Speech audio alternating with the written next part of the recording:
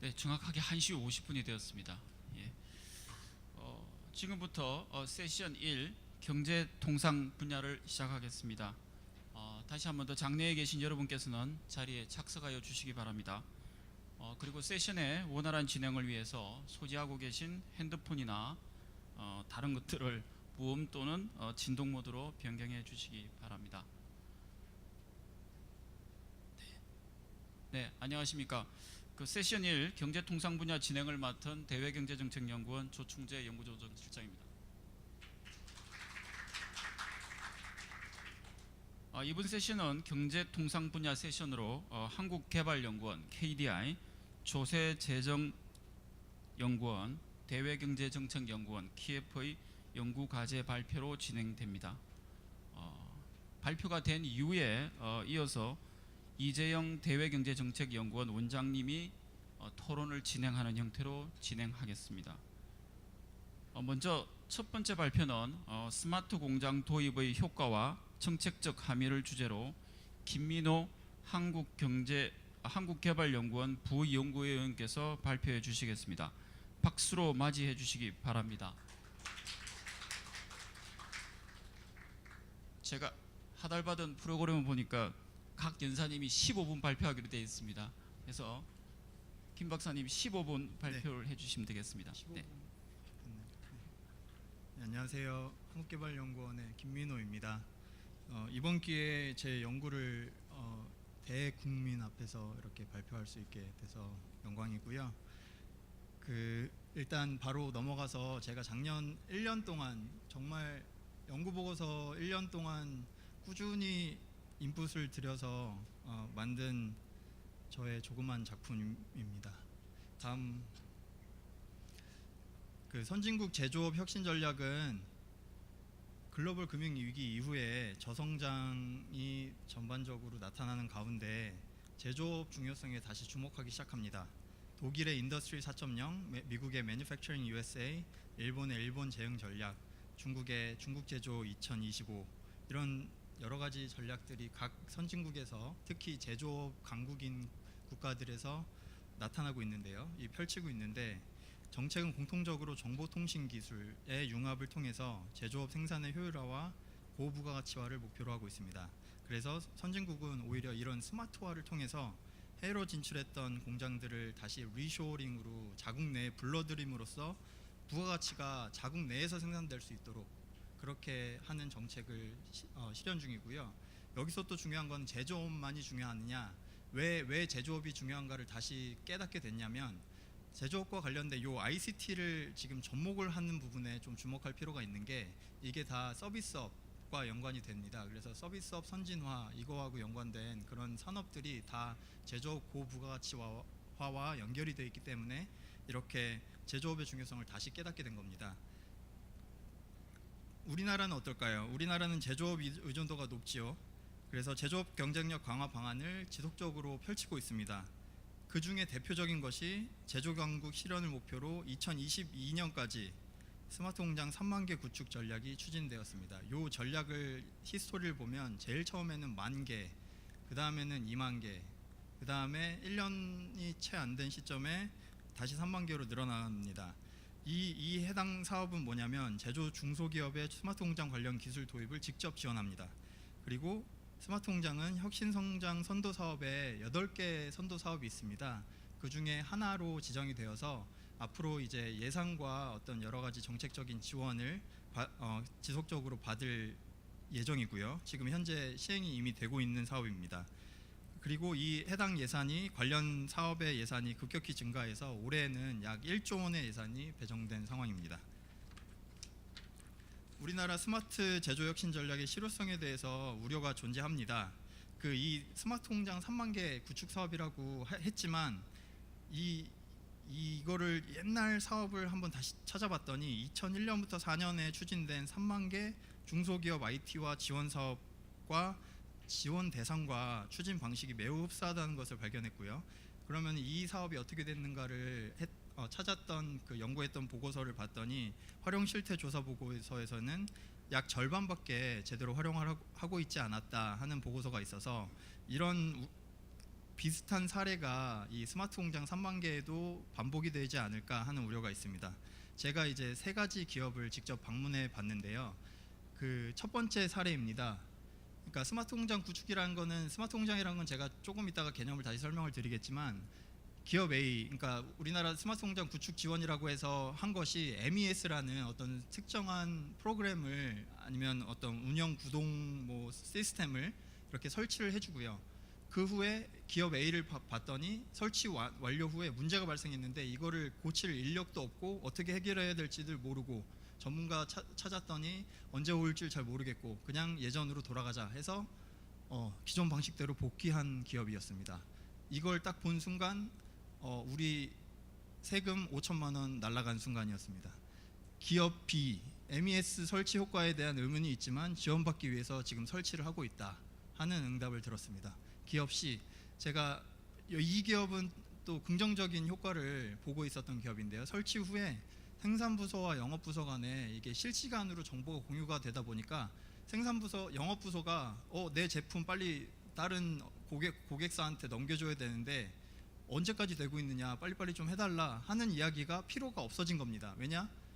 지금 어디 부서에서 어떤 제품을 만들고 있는지 실시간으로 공유가 되고 있기 때문에 그 정보를 활용을 해서 그런 비효율성을 제거한 그런 기업 사례가 있었습니다.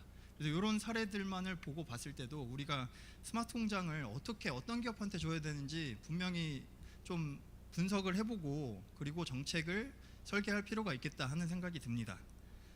연구의 필요성입니다. 그 경제적 효과적인 정책 설계에 대한 연구는 매우 부족한 상태입니다. 스마트 공장 관련돼서는 일단 방금 기업 사례에서도 봤지만 특성에 대한 이해 없이 이렇게 살포식으로 쭉 뿌리면 정책 효과성 면에서 크게 떨어질 우려가 있고요.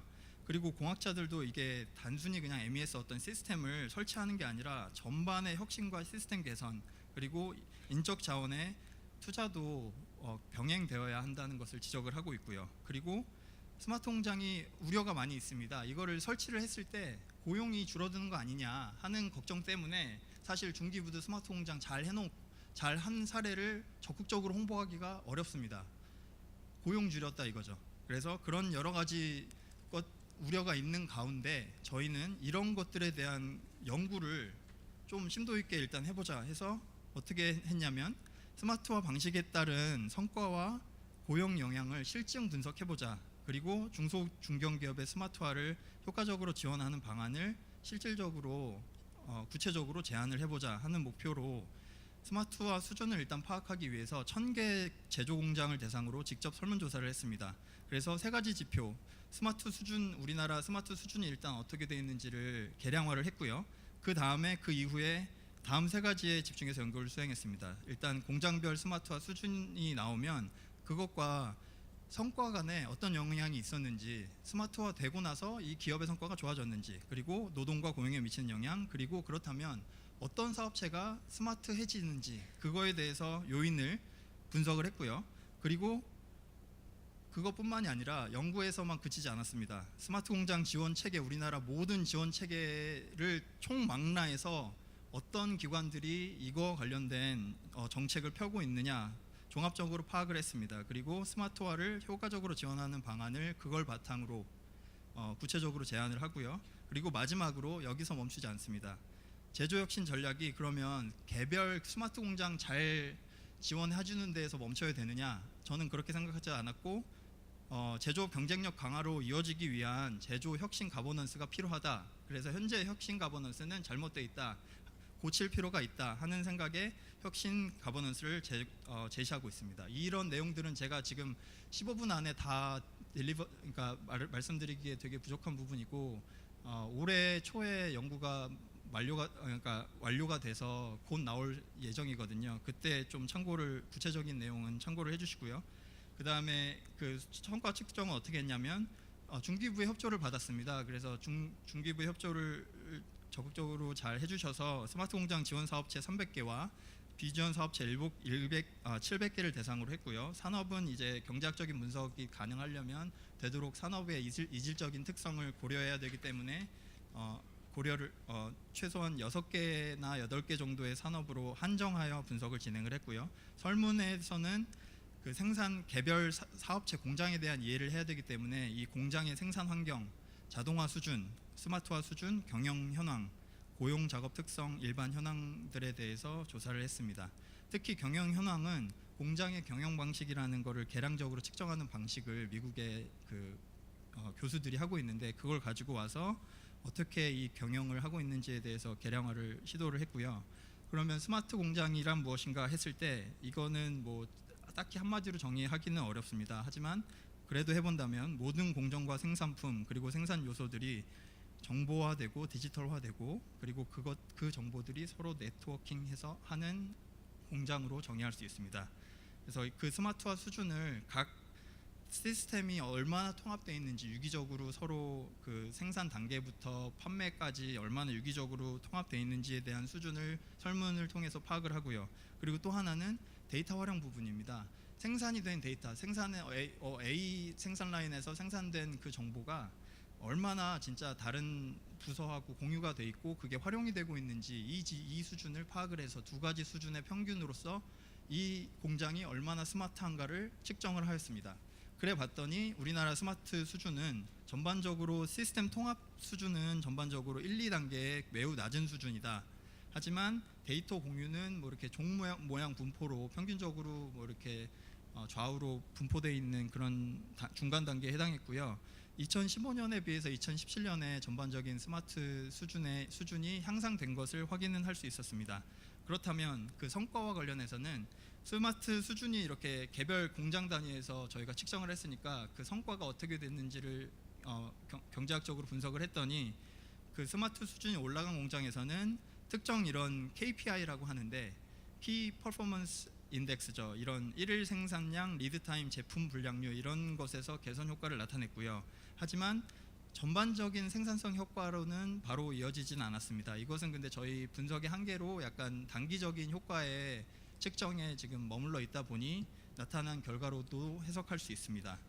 자, 이제 고용에 대한 영향을 좀 관심을 가질 수도 있는데, 결과를 짧게 말씀드리면 그 스마트 공장을 추진을 했더니 임금 조정의 경직성이 있는 곳이 아니라 이 조정이 유연하게 갖춰진 그런 곳에서, 그리고 인건비 절감 이유가 아니라 장기적 활용을 중요시하는 그런 공장에서 스마트 공장이 추진이 활발히 이루어지고 있었다 하는 걸 발견을 했고요. 지난 3년간 2015년부터 2017년까지 스마트 공장화가 자동화하고는 좀 다른 고용의 효과를 보였습니다. 자동화하고는 달리 고용에 부정적인 영향을 발견하지 못하였습니다. 그리고 근데 향후 3년간 17년부터 19년, 지금 벌써 19년이 돼버렸는데 연구 당시에는 17년 기준으로 했으니까요. 그 계획하는 공장의 수준의 향상은 앞으로는 고용에 좀 약간 부정적인 영향을 줄 것으로 예상은 되지만, 역시나 자동화보다는 고용 감소의 가능성이 낮았습니다. 그리고 그 마지막으로 스마트화의 결정 요인에서 지금 공장의 정부의 스마트화는, 이게 마이크가 그 요인이 여러 가지 스마트화에서 중요한 요인들이 지금 여기 그림에서 보인 공장 디지털화 외에도 기업의 경영 방식이 갖춰져 있어야 되고, 공정 관리나 이런 디지털 활용 능력이 갖춰져 있어야 되고요. 전략 및 리더십, 경영자 그 CEO가 이거에 대한 관심이 되게 높아야 합니다. 그리고 직원 역량도 갖추어져 있어야 하고요. 이 네 가지 것들이 다 갖추어졌을 때 스마트화가 이루어질 가능성이 높고, 그렇게 했을 때 이 공장이 진짜 스마트하다라고 판단이 될 수 있는데, 지금 정부가 하는 것은 공장 디지털화, 정보 시스템 기술 도입에 집중을 해서 지원을 하고 있다는 것을 저희 연구를 통해서 보여주고 있습니다. 실제 공장 스마트화가 그렇게 결정 요인이 다른 요인들이 중요하다는 것을 보여주고 있고요. 그리고 이제 그러면은 그걸 바탕으로, 연구 결과를 바탕으로 저희가 드리고 싶은 그 제안은, 정보 시스템 자체에 집중을 할 것이 아니라 우선 이 공장이 뭐가 필요한지부터 정확한 진단을 먼저 해야 된다. 그래서 선 컨설팅을 진행한 후에 그 다음에 뭐가 필요한지를 정확히 안 상태에서 후 지원한다 하는 방식을 제안을 하고 있고요.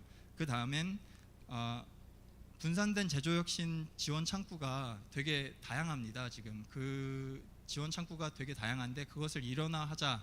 그래서 원스톱 서비스를 제공하는 플랫폼을 운영을 하자 하는 제안을 하고 있고, 그리고 지금은 약간 수요 기업 입장에서 지원 그냥 MES 이런 거 설치하는 거에 집중을 하고 있지만 공급 기업의 경쟁력을 높일 수 있는 방향을 고려를 해야 된다.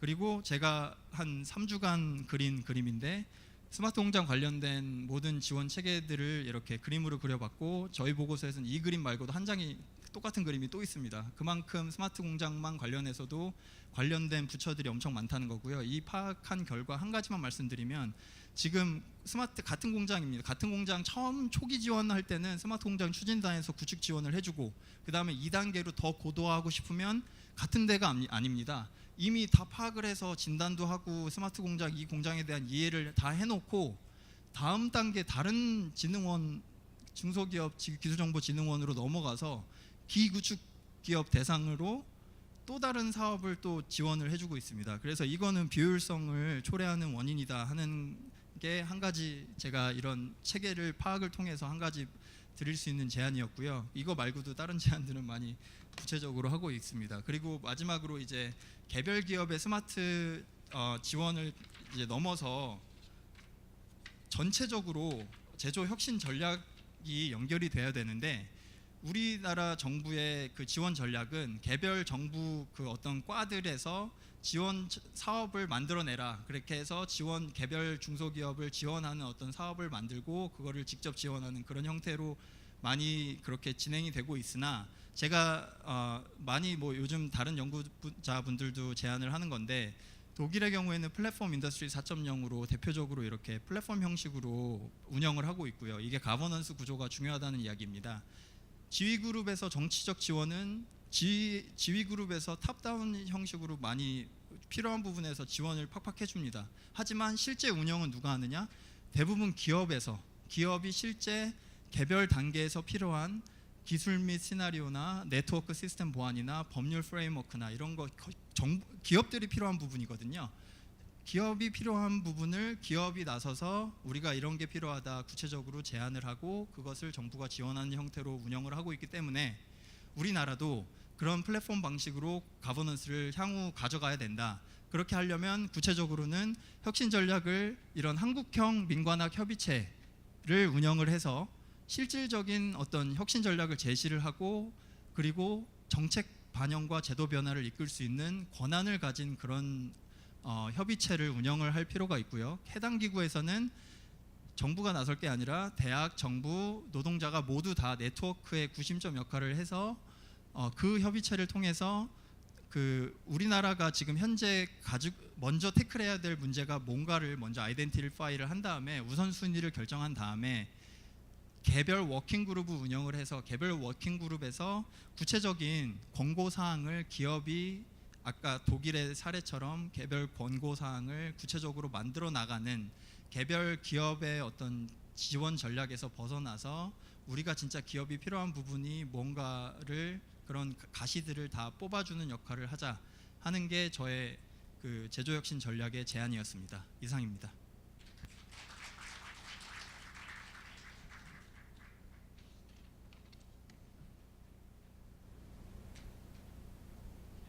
김민우 박사님, 저 발표 감사합니다.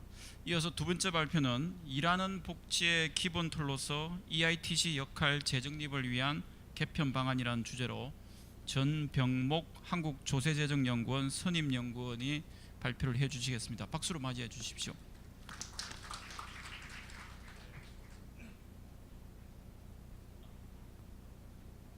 예, 한국조세재정연구원의 전병목입니다. 제가 발표될 연구는 이제 앞쪽이랑 조금 이제 기존에 해왔던 연구랑 조금 다른 측면의 연구라고 말씀드릴 수 있겠습니다.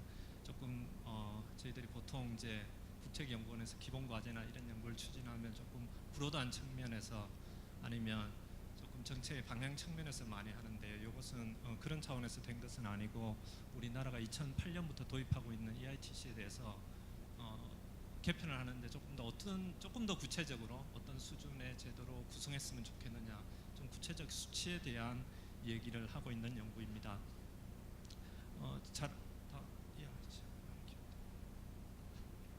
그래서 이거는 조금 더 구체적인 수치는 사실은 어떤 우리가 우리가 논리적인 근거를 찾기는 어렵지만 여러 가지 다른 나라의 비교라든지 우리가 논리적으로 생각할 수 있는 다른 제도와의 역할이라든지 뭐 그런 부분을 중심으로 제도를 구성하도록 하겠습니다. 아시겠습니다만은 작년에 저희들 소득 분배 상황이 상당히 안 좋아졌죠. 쭉 보시면 파란색 선으로 된 것인데요.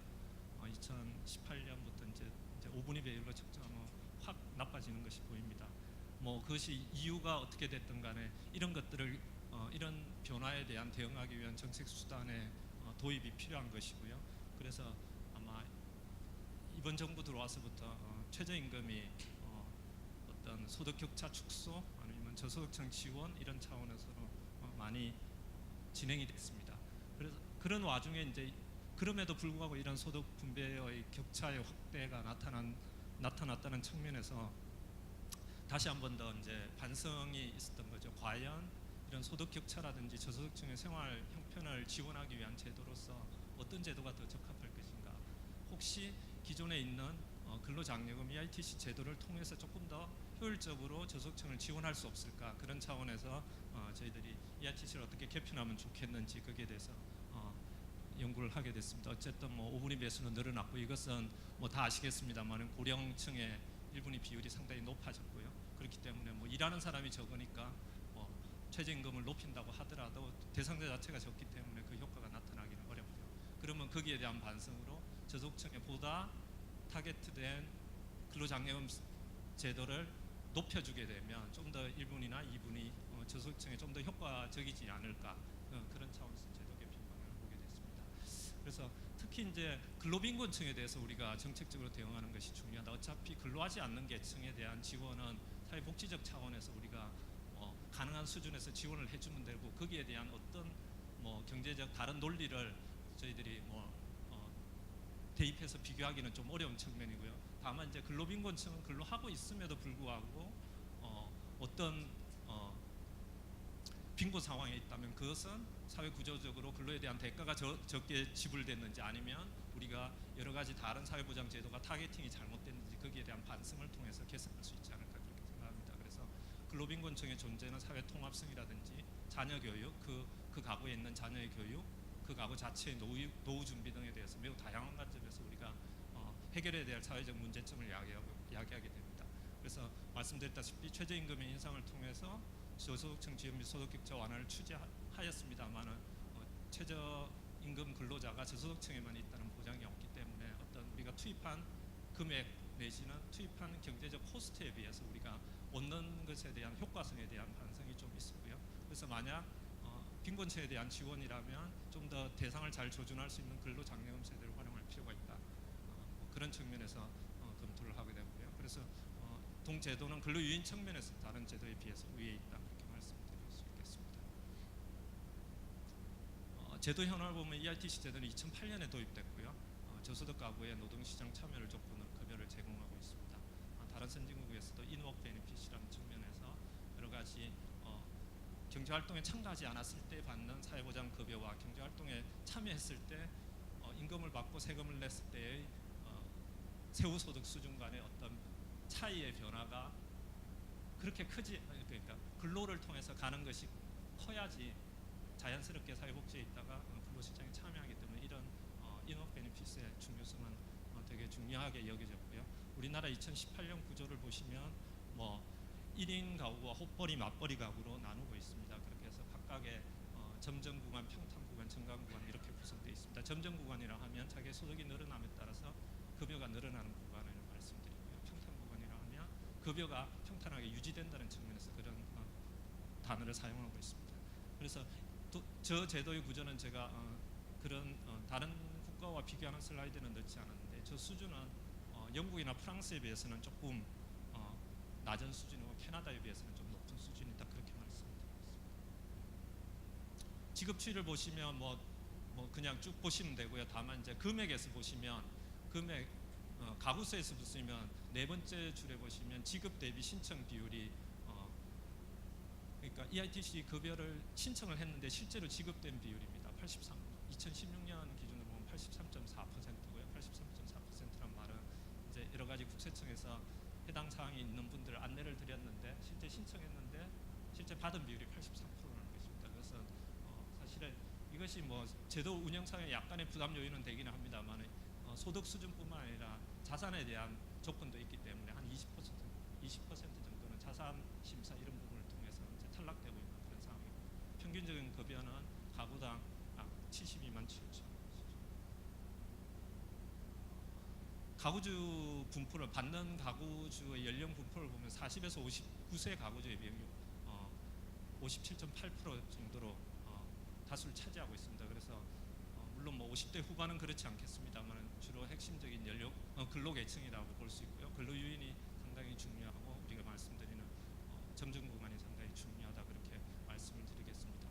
70세 이상도 상당히 60세 이상도 상당히 18.7% 금액은 8.8% 이렇게 해서 가구수 비중도 한 32.9%, 한 33% 정도 돼요. 상당히 이 부분이 저분들이 소득 수준은 낮지만 그 소득에 연계해서 받는 급여는 좀 받고 있어서 노인층의 어떤 그 소득 획득의 또 한 수단으로 쓰이고 있다 그렇게 말씀을 드리겠습니다. 사실 여기서는 다루지는 않습니다만은 그런 은퇴계층을 이런 소득에 연계한 지원 제도로 지원하는 게 바람직한가 여기에 대해서는 또 다른 문제인 것 같습니다. 사실은 근로장려세제라는 것은 근로를 통해서 일할 때도 좀 더 많은 급여를 주는 것이기 때문에 그 일을 할 수 있는 사람인데다 제도를 잘 타겟팅하는 것이 그런 사람들이 일을 하도록 유도하는 그런 제도이기 때문입니다. 그래서 사실은 은퇴계층은 이런 제도로 타겟팅하기는 조금 무리가 있습니다만 우리나라 다른 제도가 충분히 흡수하지 못하는 그런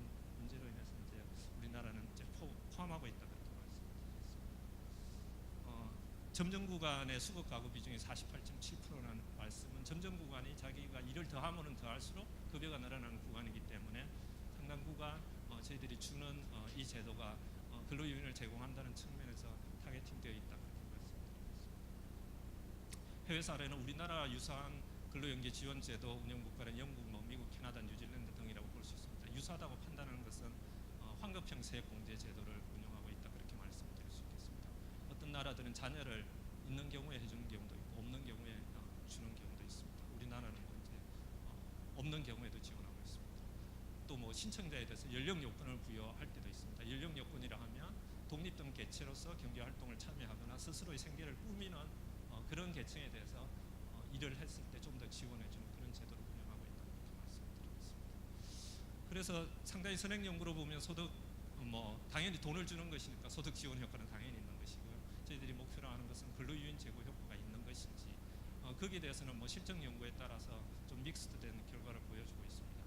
소득 지원 효과는 여러 가지 연구에서 확인할 수 있었고요. 근로유인 효과도 주로 이제 노동시장 참여에 대해서는 상당 부분 많이 확인이 되는데 노동시간 증가라는 효과 측면에서는 뭐 발견되는 경우도 있고 발견되지 않는 경우도 있습니다. 이것은 우리나라 노동시장 자체가 근로시간 베이스드된 노동시장이 아니고 여러 가지 통계 자체가 노동시간에 대한 통계를 저희들이 신경 있게 구하기 어렵다는 측면도 있기는 합니다만 어쨌든 그런 노동시간 효과는 상이하게 나타납니다.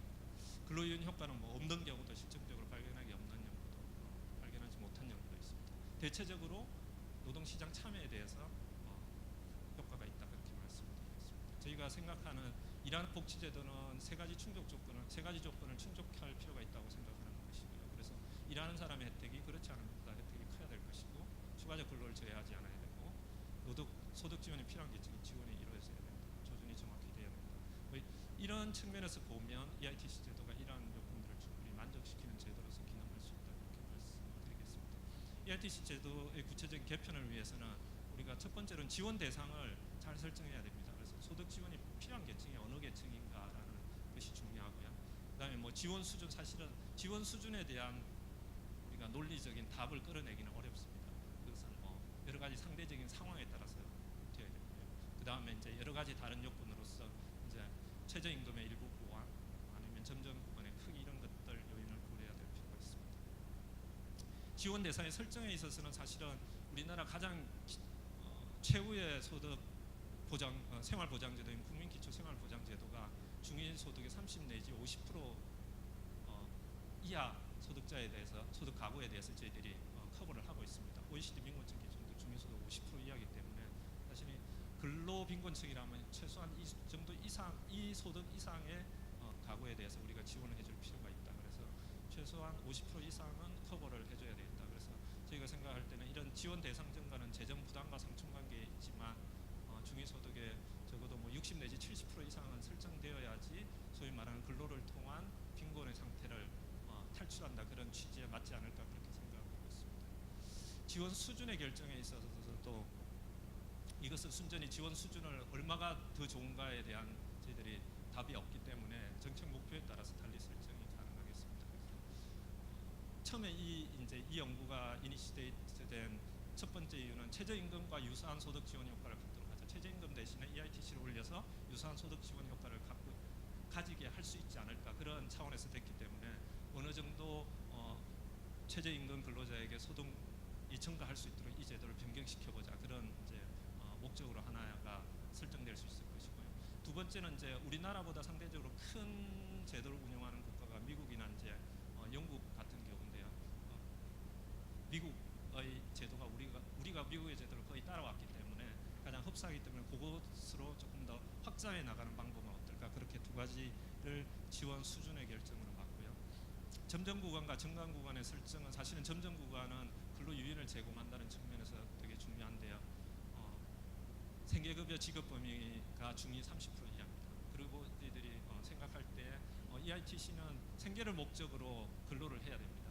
그 말씀은 뭐냐면 아르바이트로 잠깐 엑스트라 머니를 벌기 위해서 5시간 일한다, 10시간 일한다. 이 부분을 우리가 이 제도의 지원 대상으로 삼아야 되느냐라는 측면이죠. 그래서 그런 사람이 있다면 좀 더 생계 목적의 지원의 수준까지 근로 시간이 전체 우리가 이론적으로 가능한 시간의 3분의 1 내지 2분의 1 정도까지는 우리가 유인을 제공할 수 있도록 제도를 설계해야지 빠르게 그 사람들이 그 꼭지점으로 나아올 수 있겠다. 그런 생각을 가지고 점정 구간을 설정했습니다. 정강 구간은 우리가 나중에 이제 급여를 줄여들게 되면 급여가 줄어들므로 인해 가지고 한계세율이 높아지는데요. 어쨌든 최고 한계세율이 개인소득세 최고세율 42%를 초과하지 않도록 정가비를 27% 이하로 설정을 했습니다. 그 말씀은 보통 이제 지원 대상이 되는 사람의 소득 수준이 한계세율 15% 정도 수준입니다. 그래서 그 15%에다가 27% 정감률을 더하게 되면 자기가 직면하는 한계세율이 40, 우리나라 최고세율 40%, 최고소득자의 한계세율보다는 좀 최소한 같거나 낮게 이렇게 설정했습니다. 그래서 첫 번째는 목표소득 증가율 달성 시나리오인데 이것은 뭐 연간 5.7%에서 9.7% 이 숫자는 이제 최저임금을 조금 덜 올렸을 때 필요한 최저임금 증가와 똑같은 소득의 증가분입니다. 그래서 이제 수치적으로 과거 3년의 추세라든지 그걸 베이스로 계산하게 되면 그렇게 되는데요. 그러면 연간 한 350만 수거 가구가 되고 4.5조 원 내지 6.4조 원의 재정 지출이 예상됩니다. 밑에 그림을 보시면 표를 보시면 시간이 얼마 안 남네요. 그래서 보시면 전반적으로 개인에 대한 지원이 상한소득이 1,300만 원에서 2018년, 2020년 2,200만 원까지 크게 증가하게 됩니다. 이것은 이제 저희가 아는 최저임금이 1,800 몇십만 원인데요. 거기서 우리가 필요로 하는 소득 증가가 일어나게 하도록 하기 위해서 그때 포괄 범위를 넓혀서 개인에 대한 지원이 상대적으로 많이 일어날 수 있도록 그렇게 제도가 되고요. 그래서 시나리오별로 보면 우리가 필요한 최저임금 소득자의 소득 지원 수준에 따라서 쭉 이제 빨간 동그라미가 재원이 되는데요.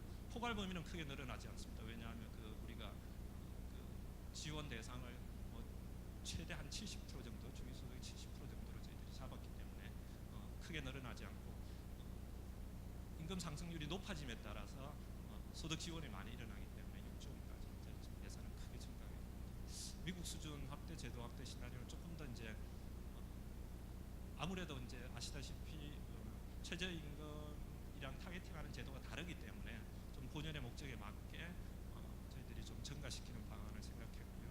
그렇게 놓고 보면 이것은 훨씬 이제 앞서보다는 이제 적은 규모의 아까는 6조 원까지 최대 증가했는데 여기서는 한 3.7조 원 정도로 마디스트한 그런 결과를 합니다. 다만 그 수거 가구의 차이는 그보다 상당히 적게 되고요. 그 말씀은 이제 오른쪽 끝 이제 수급 대상의 범위는 조금 줄이고 금액은 조금 더 많이 줄이는 그런 형태의 제도다 그렇게 말씀드리겠습니다. 급여 지급 주기는 사실은 많은 이제 ERTC 효과성을 높이기 위해서 주기를 단축하는 게 필요하다 했는데 이것이 이제 소득에 대한 자료를 바탕으로 하고 있기 때문에 그 소득이 파악이 되는 경우가 근로소득자가 상대적으로 자주 파악되지만 사업소득자나 자영소득자와의 균형을 위해서는 연 2회 정도가 바람직하다 그렇게 생각하고 이것은 이제 급여 정산에 따라서 다시 돌려받아야 되는 문제가 있기 때문에 좀 그렇다 말씀을 드리고 재산 기준은 뭐 현재 1억 원에서 한 1.2억 원에서 한 2억 원 정도 높여주는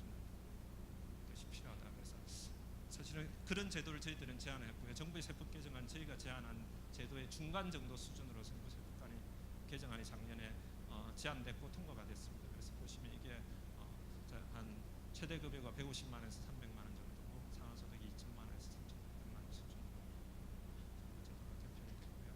이런 세법 개정의 경상소득 증가 효과는 2분위가 가장 크게 나타납니다. 그것은 말씀드렸다시피 1분에는 은퇴한 계층이 많기 때문에 사실 소득이 없으면 지원이 일어나지 않아서 사실은 맨 처음 보여드렸던 1분위와 5분의 소득 격차를 줄이기 위해서는 ERTC뿐만 아니라 은퇴한 계층에 대한 지원, 지금도 뭐 기초연금을 지원하고 있습니다만 그런 부분과 같이 이루어지면 훨씬 더 소득 격차를 줄이는데 도움이 되지 않을까 그렇게 생각합니다. 전반적으로 결론은 ERTC는 저소득 근로기 중 효과적이고 중심적 역할을 수행할 필요가 있다는 것이고요.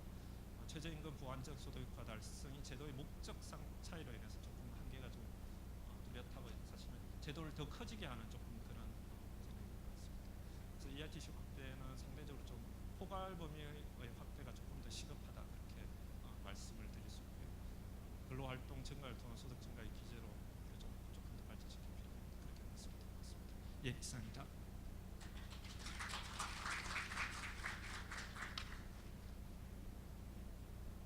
네, 전병목 박사님 발표 감사합니다. 자, 마지막 발표는 디지털 혁신의 국제 비교와 시나리오별 모역 역량 분석으로 최낙균 대외경제정책연구원 선임연구원께서 발표하시겠습니다. 박수로 맞이해 주십시오.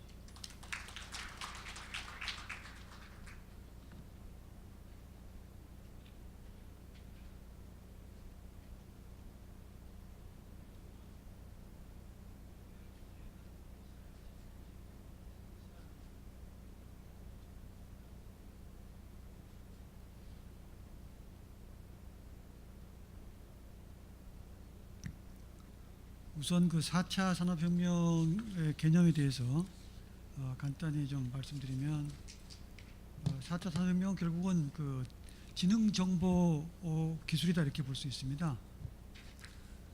우리가 이제 알리바바의 마인 그 회장이 말씀하셨지만은 그 데이터 드리븐 텍 리볼루션이다 그렇게 말씀드릴 수 있고 1차, 2차, 3차와 다르게 혁신이 상당한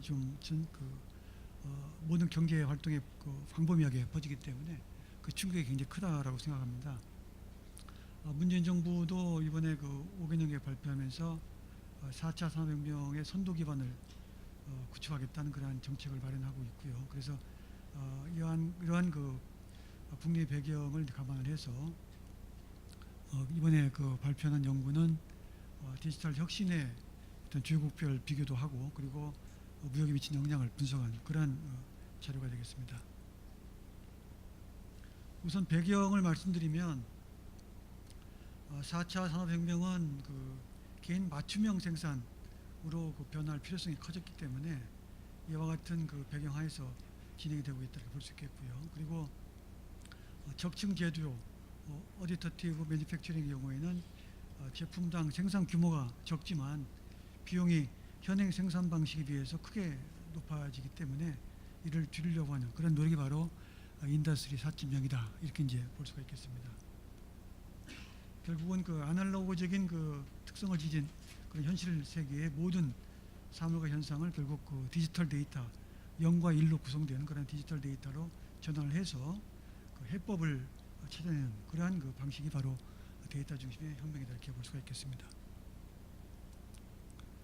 4차 산업혁명과 관련된 그 용어가 여러 가지 혼재되고 있는데 우선 그 디지타이제이션 그래서 결국은 전산화죠. 전산화의 그러한 그 용어도 있고요. 그 다음에 디지털라이제이션 디지털 기술과 데이터 이용과 이에 따른 새로운 활동을 의미하는 그런 용어도 있고요. 그다음에 디지털 이노베이션, 주로 그 제품과 서비스의 신개발을 의미하는 그런 용어도 있고, 그리고 최근에 많이 쓰고 있는 것이 바로 디지털 트랜스포메이션, 디지털 변혁이 되겠습니다. 그래서 다 용어가 좀 상당히 혼재되고 있는데 그걸 큰 묶어보면은 같은 묶음이 되겠고요.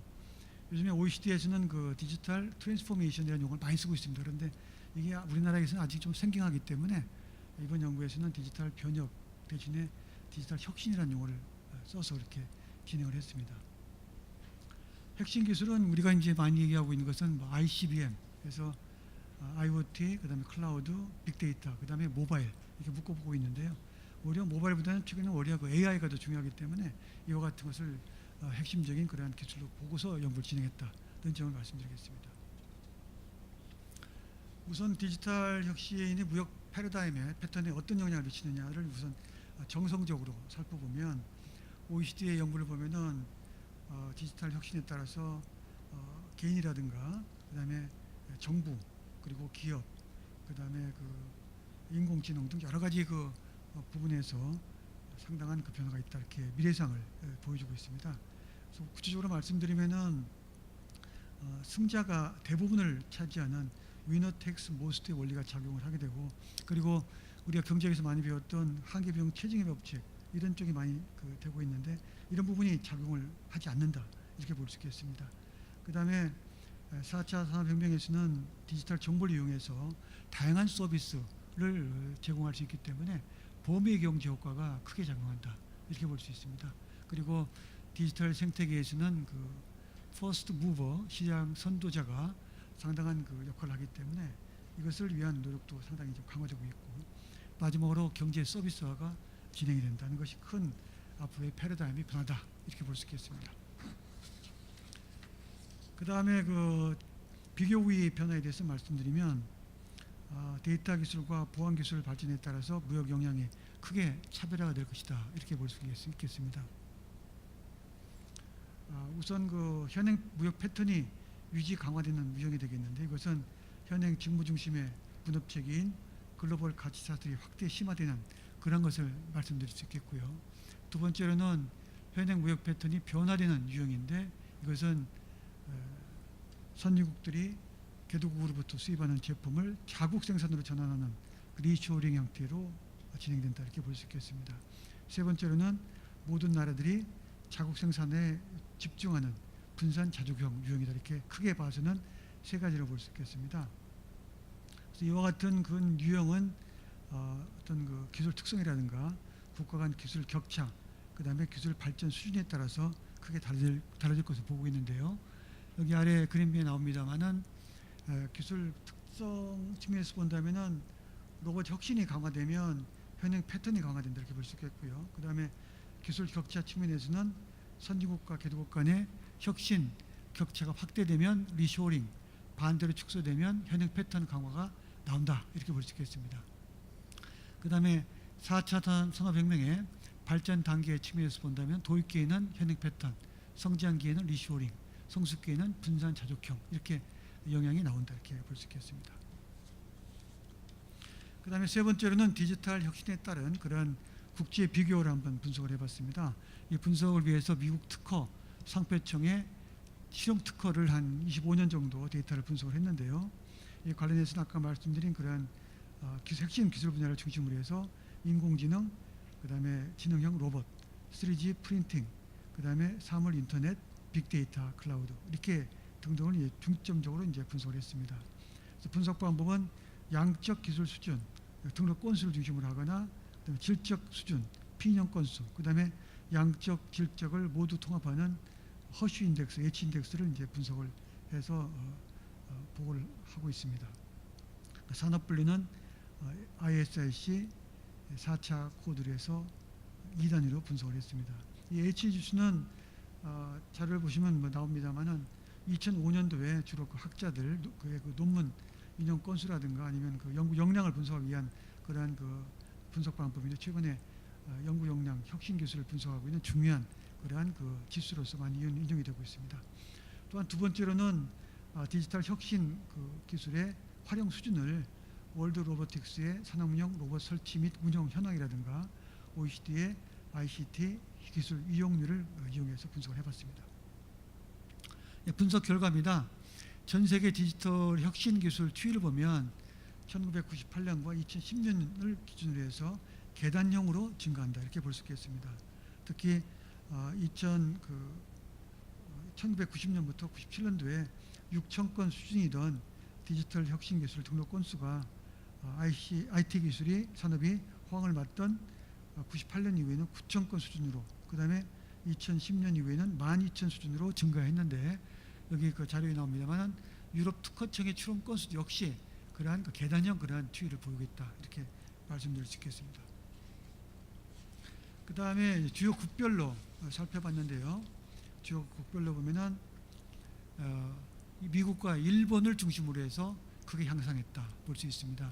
한국의 혁신 기술 수준은 꾸준히 증가했으며 미국과 일본 다음으로 높은 수준인데, 특히 중국과 일본의 기술 수준이 빠르게 증가하고 있는 그런 것을 여기에 아래 그림에서 이제 보여주고 있습니다. 한국의 혁신 기술 수준을 이제 여러 가지 기술 수준별로 분석을 해보면 미국과 일본에 비해서 상대로 낮다 이렇게 볼 수 있겠고요. 최근에 한국의 H 지수 아까 말씀드린 허시 인덱스의 순위가 하락하고 있는 반면에 중국과 인도가 빠르게 올라가고 있고, 특히 프로그래밍 산업과 사물 인터넷 및 빅데이터의 경우에는 중국, 인도에 비해서 뒤처지는 지표가 있다 이렇게 볼 수 있습니다. 예를 들어서 프로그래밍의 경우에는 여기 표현이 나옵니다만 H지수가 한국은 4로 나오고 있는데 인도가 6으로 나오고 있고요. 그 다음에 사물 인터넷의 경우에는 한국의 H지수가 3인데 반해서 인도가 5, 그 다음에 빅데이터는 H지수가 한국 6인데 반해서 중국과 인도가 각각 8로 나오고 있기 때문에 우리의 어떤 수준이 상당히 처지고 있는 그런 부분이 나오고 있다 이렇게 볼 수 있겠습니다. 그 다음에 아까 이와 같은 그런 앞서 말씀드린 혁신 기술 수준, 그 부분은 이제 우리가 처지고 있는데, 이 활용 부분에서 본다면은 좀 괜찮은 부분이 있습니다. 특히 산업용 로봇을 우리가 적극적으로 이용하고 있는데, 우리가 3위의 로봇 설치국이고 4위의 로봇 운영국입니다. 특히 1인당 로봇 이용률을 여기에 표에 나옵니다만 보면은 한국이 세계 1위로 나오고 있습니다. 이것은 데이터를 이제 세부적인 데이터는 제시를 안 했습니다만 주로 한국이 전기 기술, 그 다음에 산업, 그 다음에 자동차 등에서 많이 이용하고 있기 때문에 1인당 로봇 이용 수가 1만 명당 로봇 수가 세계 1위로 나오고 있다 이렇게 볼 수 있겠습니다. 그 다음에 RFID를 제외한 ICT 기술의 활용 수준이 낮게 나오고 있는데, RFID는 여기 표에 나옵니다만은 세계 1위로 나오고 있습니다. 그에 반해서 클라우드 컴퓨팅이라든가 아니면 빅데이터는 28위, 21위, 그 다음에 CRM 여기 나옵니다만 고객 관리 등의 경우는 29로 나오고 있는데, 이 전체 표본이 36개입니다. 그래서 36개의 주로 OECD 국가들에 비해서 여기 비해서 28에 29면 거의 이제 밑바닥에 이렇게 볼 수 있겠는데 상당히 좀 처지고 있다 이렇게 볼 수 있겠습니다. 그 다음에 데이터를 이용해서 무역 역량을 분석을 해봤습니다. 무역 역량은 여기 표에 그림에 나옵니다. 슬라이드 나옵니다만은 디지털 혁신의 근본 생산성 변화를 강조한 정량 무역 모형을 구축을 했습니다. 그래서 여기 나오는 그러한 이 생산성 변화를 반영할 수 있도록 최근 모형을 확장해서 분석을 했고요. 기존에 했던 리듀스드 폼 계량 분석의 경우에는 여러 가지 문제가 있기 때문에 이 스트럭처럴 어프로치 방법을 이용을 했다 이렇게 볼 수 있겠습니다. 우선 시나리오는 산업 수준과 국가 수준 두 개로 이제 구분해서 시나리오 분석을 했는데요. 산업 수준의 경우에는 미국 특허 상표청에서 제공하는 특허 데이터를 분석을 해보니까 그림에 나옵니다만 컨트리가 15개 나라, 그 다음에 인더스트리가 47개로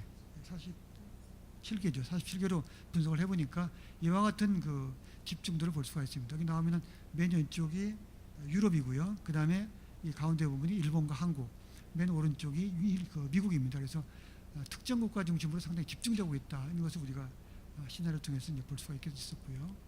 그 다음에 국가 수준에서는 범용 기술이 생산성 향상에 기여한 기존 분원의 결과를 참조했습니다. 기준에 보면은 범용 기술이 증기 엔진, 정보통신, 로봇, 그다음에 데이터 혁신 기술을 통한 그런 자동화 등 여러 가지 데이터를 보니까 대략 한 뭐 1, 내지 3% 정도가 될 텐데 이런 그 부분을 고려해서 1, 내지 3%에서 각각 변화폭을 달리해서 설정을 했고요. 또한 미국 주도, 그다음에 미국, 유럽, 일본, 한국, 중국 등 5개국 주도, 세 번째는 범용 기술로서 전 세계로 확산될 경우 등 세 가지, 결국 세 가지의 생산성, 세 가지 시나리오에서 9가지의 시나리오를 각각 분석을 했다, 이렇게 말씀드릴 수 있겠습니다.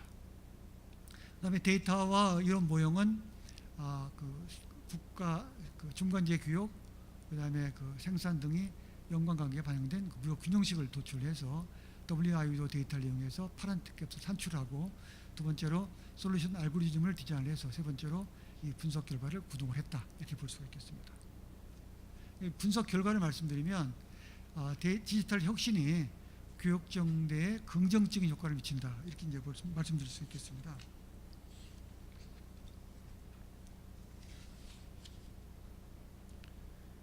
우선 이제 구체적으로 말씀드리면 한국의 교육 증대 효과가 1.39%가 산업 수준에서 분석을 해봤는데요. 이것은 미국의 3.35라든가 유럽의 1.3이 미치지 못해도 상당히 긍정적이다. 특히 우리의 산업 구조가 아까 말씀드렸습니다만 중간재와 중간재 수출 증대 효과를 기대할 수 있는 그러한 산업 구조로 되어 있다, 이렇게 말씀드릴 수 있습니다. 그리고 디지털 혁신이 한국과 미국, 일본, 유럽 사이의 교육을 크게 증대시키는 데 기여한다, 이렇게 볼 수 있겠습니다. 그다음에 국가 수준으로 본다면은 디지털 혁신이 국제적으로 확산될수록 한국의 교육 증대 효과가 증폭되고, 두 번째로 디지털 혁신의 생산성 증대 폭이 커질수록 교육 증대 효과가 커집니다. 세 번째로 우리나라의 디지털 혁신이 이루어지는 나라에 대해서는 무역이 증가하며 그렇지 않은 나라에서는 효과가 잘 나오지 않는다, 이렇게 볼 수 있겠습니다. 그 분석의 한계를 말씀드리면은 생산성 효과에 대한 건물의 추정이 필요하겠고, 앞으로는 다양한 파급 경로를 고려할 필요가 있겠다, 이렇게 이제 볼 수 있겠습니다. 마지막으로 이제 그 우리 정책 시사점입니다. 시간 됐기 때문에 상당히 서둘러서 말씀드리고 있는데요. 우선 정책 지원은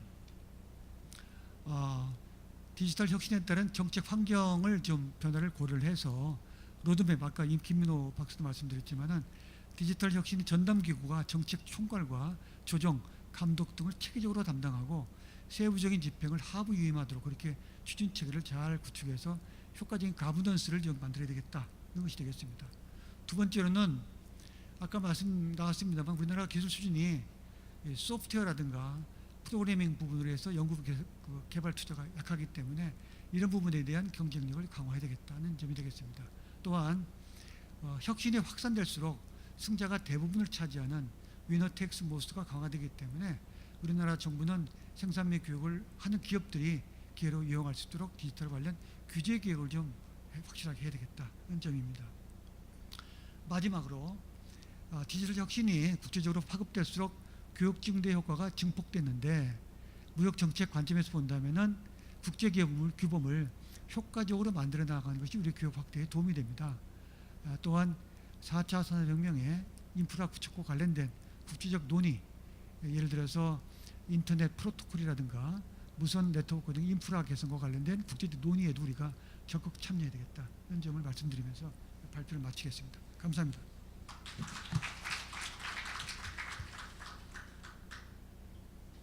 네, 최낙균 박사님 발표 감사합니다. 이제 세 분의 발표가 끝났습니다. 이어서 토론이 진행되겠습니다. 좌장 및 토론자께서는 앞에 있는 테이블로 착석해 주시기 바랍니다.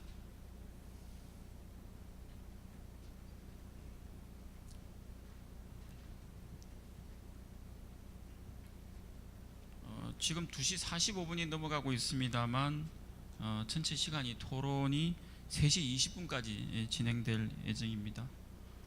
물론 우리 자장을 맡으신 원장님이 어떻게 하냐 달리겠지만 3시 20분까지는 마쳐주셔야지 아마 다음 세션에 진행이 문제가 없을 것 같습니다.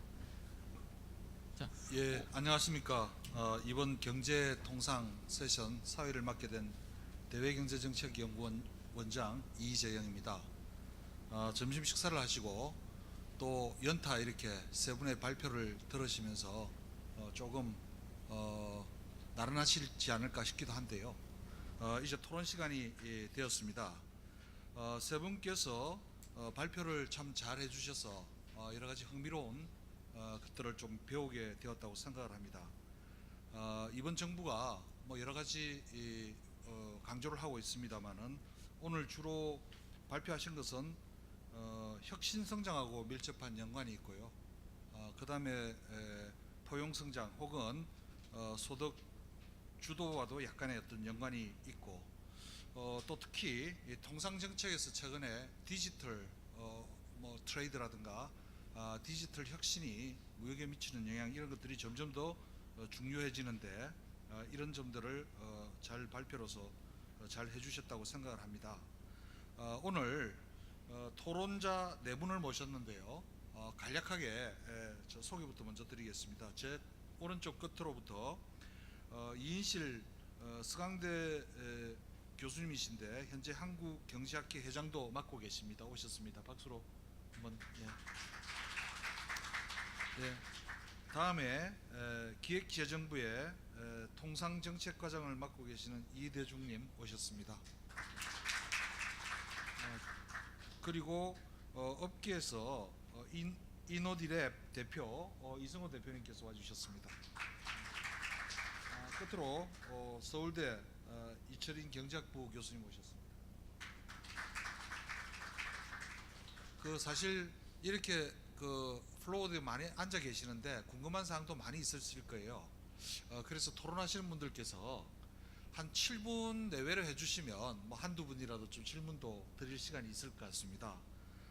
오늘 토론이 꼭 뭐 지정 토론은 아닌 것 같고요. 물론 토론자들의 전공에 따라서 집중적으로 토론할 대상이 있겠습니다만은 뭐 꼭 국한하지 않으시고 세 분에 대해서 전반적으로 해주셔도 괜찮습니다.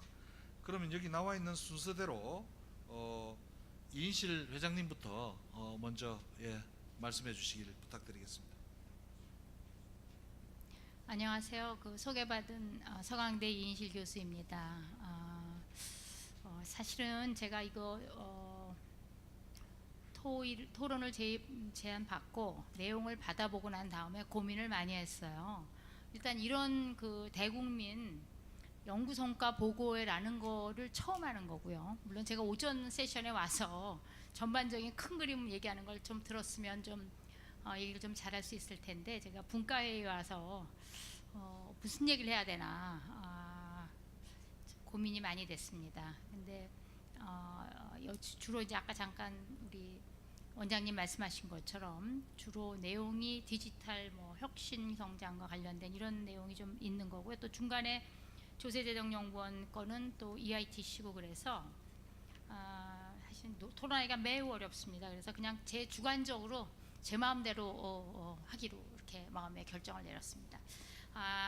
우선은요, 제가 학교에서 한국경제론을 가르치는데 한국경제를 쭉 이제 시계열로도 가르치고 이슈별로도 가르치고 뭐 그러는데, 저는 국책연구기관이 이런 이제 대국민 연구성과 보호회를 했다는 것 자체가 무슨 주최 측은 무슨 의도를 하셨는지는 모르겠으나 매우 의미가 있다라고 생각을 합니다. 왜 그러냐면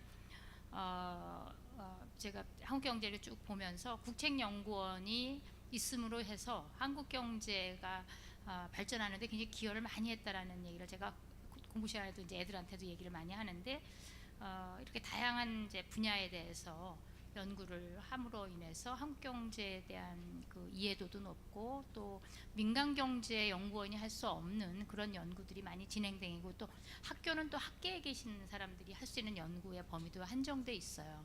그래서 그런 의미에서 굉장히 중요하다. 그리고 저는 항상 이제 주장한 게 폴리시 커뮤니티라 그래서 한국의 이제 정책이 경제 정책이 픽업되고, 그래서 그것이 다시 이제 임플리멘트 되고, 그 임플리멘트 된 후에 정책 성과가 나와서 다시 다 정책에 반영되는 일종의 사이클 과정에 대한 거를 좀 우리가 좀 집중적으로 볼 필요가 있다고 생각을 하고요. 한국 경제는 다른 경제와 달리 아주 명확하게 연구계의 역할이 다른 나라와 많이 다릅니다. 특히 미국과는 너무 다르고요. 또 유럽하고도 또 많이 다르고, 그래서 우리나라만의 독특한 정책 공동체를 형성하고 있다라고 생각을 합니다. 그런 의미에서 저는 이 세 개를 다 열심히 읽어봤는데 그 세 개에서 나오는 그 정책적 재현, 저는 개개에 대해서는 얘기할 필요가 없을 것 같아요. 왜냐하면 이게 기본 과제로서 한 연구자가 1년을 연구한 겁니다. 그것도 굉장히 요즘은 그 정책 과제, 이 연구 과제 선정하는 것도 굉장히 까다롭고 그래서 그런 과정을 거쳐서 나온 연구고요. 제가 하나하나 다 읽어봤는데 너무 훌륭한 연구였고요. 개인적으로는 굉장히 많이 배웠어요. 제가 한국 경제를 가르쳤어도 이렇게 또 디테일한 연구를 한 거는 제가 자주 보지는 않기 때문에. 그리고 이 각 연구원들이 또 저는 이제 회원이기 때문에 다 연구 결과들을 다 보내오고, 저는 자세히는 안 읽더라도 제가 관련된 거는 읽지만 무슨 연구가 진행 중인지에 대해서는 다 내용을 파악을 하고 있는데, 오늘 발표한 3개의 연구는 그 중에서도 아주 빼어난 연구라고 생각을 합니다. 그래서 개개의 연구에 대해서 얘기를 하고 싶지는 않고요. 제가 이 자리에서 이 귀중한 자리에 드리고 싶은 말은 일단 한국 경제에서 이런 경제 정책에 대한 연구를 하고, 정책에 대한 특히 국책연구원이기 때문에 국가 경제에 관련된 얘기를 안 할 수가 없고, 특히 이 모든 연구에서 공동으로 얘기하는 게 있어요. 그래서 그 부분을 좀 강조했으면 합니다. 첫 번째는 이런 그 관련된 걸 가지고 이제 정책에 대해서 연구를 하는데, 우리나라가 정책 설계에 대한 연구가 너무 부족한 것 같아요. 이 지금 디지털 혁신도 마찬가지고, 그래서 예를 들어서 스마트 지금 그 공장 얘기를 하면서 1조 원이 들어가잖아요. 근데 그럼 1조 원이 들어가면 그 1조 원을 어떻게 넣어야 되겠다라고 하려면 관련 연구가 있어야 되는데 그 부분이 매우 취약해. 이를테면 파일럿 그 스타디라든가 이런 게 있어야 되는데 그 부분이 너무 약해요. 그 몇몇 그 연구에서 실행한 적은 있지만, 그냥 우리나라는 아주 심하게 표현하면 정책이 정치인이나 아니면 누군가의 그냥 머리에 꽂히면 그게 그냥 실행되는, 그 돈을 쓰는 그런 식의 연구가 진행되고 있고 그렇게 가고 있어서 이건 정말 고쳐야 될 거라고 생각합니다. 그래서 일단은 정책 설계를 제대로 하고, 예타도 중요하지만 예타보다 더 중요한 거는 그 정책에 돈을 재정 지출을 하고 난 다음에 그 결과에 대한 성과 평가를 해서 돈을 잘 썼나 안 썼나, 그리고 된 거는, 성공한 거는 다음에 또 연속해서 돈을 재정 지출을 넣어도 좋지만, 그렇지 않은 거에 대해서는 돈을 넣지 말아야 되거든요. 근데 그런 거에 상관없이, 물론 우리나라가 성과 평가라는 제도를 이용하고 있지만 성과 평가에 대한 그 관련된 그 지표가 아직도 매우 취약하고 적절하지 않은 경우도 많아요. 그래서 그 부분에 대한 걸 꼭 좀 해야 되고, 또 하나는 이 지금 EITC도 그렇고 이 스마트 공장도 마찬가지고 그 세 번째 논문도 마찬가지인데, 자 그러면 이 정책을 하는데 그리고 관련돼서 돈을 이제 재정 지출을 하는데 정책 목표가 뭔가라는 부분에, 예를 들면 EITC 같은 경우에는 근로빈곤층인지 아니면 그냥 빈곤층에 대한 지원인지 아니면 이 근로시간을 늘리기 위한 것인지 이런 부분에 대한 게 명확하지가 않고요. 그냥 아주 편하면 최저임금, 사실 이번에 1조 원에서 4조 원으로 4배나 늘리게 된 거는 처음에 그 최저임금제를 했고 그거에 대한 부작용이 너무 크니까 일자리 안정지급을 넣고, 일자리 안정지급으로도 모자라니까 EITC가 들어간 거예요. 근데 그거는 제가 볼 땐 정책 조합으로서는 최악의 조합입니다. 이건 저뿐이 아니라 일련의 재정학자들이 같은 의견을 가지고 있는데, 그런 부분에 대한 거고요. 또 하나는 그러면 그렇게 해서 이제 정책을 실행할 때 보면 지금 계속 같은 문제가 모든 세 개의 논문에 같이 공통적으로 나오는 얘기는 뭐냐면, 각 부처가 부처별로 그리고 각 그 정책에 맞춰서 그것만 들여다보고 있는데 통합적으로 할 컨트롤 타워가 없어요. 디지털도 마찬가지예요. 그래서 저는 이걸 읽어오면서 세 번째 최낙근 그 박사님이 하신 그것 중에서 보면 여기 이제 뭐 물론 이제 그 이론 모형을 이러이러한 제한점을 가진 걸 넣어서 이런 문제가 있다라고 말씀을 하긴 하였는데, 여기 그런 얘기 똑같이 디지털 혁신을 갖다가 효과적으로 추진하려고 그러면 전담부서가 있어야 되고 정책을 총괄해야 되고 그걸 체계적으로 해야 되고 나머지 하부만 위임해야 된다라고 얘기했고, 로드맵 만들어야 된다 이런 얘기를 하셨는데, 그리고 이제 특히 뭐 제가 뭐 지금 무역에 관련한 얘기는 뭐 디테일하게 하지 않겠습니다만, 그러면 여기다 그 얘기 좀 꼭 써주고 얘기를 저한테 답변을 주셨으면 좋겠는 거는 뭐냐면 이러한 거로 하려고 우리나라가 위원회라는 걸 만들었거든요. 그래서 4차 산업혁명위원회가 있어요. 거기서는 뭘 했는데 이 최 박사님이 하신 그 내용하고 이 부분하고 어떻게 문제가 되는지 꼭 좀 얘기 좀 해주십시오. 도대체 거기서 뭘 했길래 그거 하라고 만든 위원회 아닙니까? 그래서 그 부분에 대한 얘기를 좀 해주시고요.